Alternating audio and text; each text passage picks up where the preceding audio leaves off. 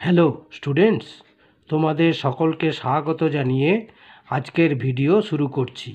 আজকের ভিডিওর বিষয় মাধ্যমিক গণিত দ্বিঘাত করণী।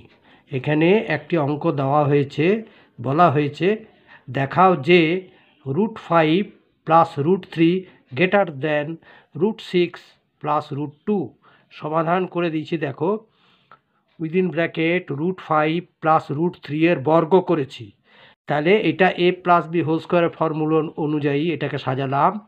√5 এর হোল স্কোয়ার +2 × √5 × √3 প্লাস √3 এর হোল স্কোয়ার।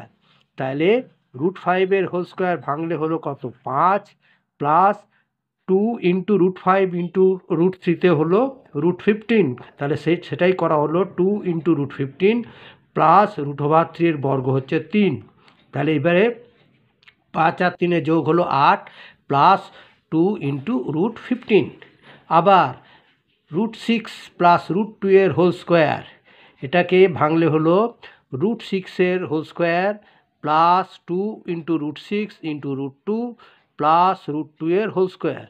তাহলে √6 এর হোল স্কোয়ার হলো 6 প্লাস ওই রকম 2 আর √6 × √2 মানে হচ্ছে 6 × 2 = 12, মানে 2 × √12 প্লাস √2 এর বর্গ হচ্ছে 2। তাহলে এখানেও হলো 8 প্লাস 2 × √12। যেহেতু √15 এইখানে দেখো √15টা, এই যে √15, এই √15টা √12 এর থেকে বড়, আর দুটারই দেখো 8 প্লাস, তাহলে এই দুটো সমান আছে।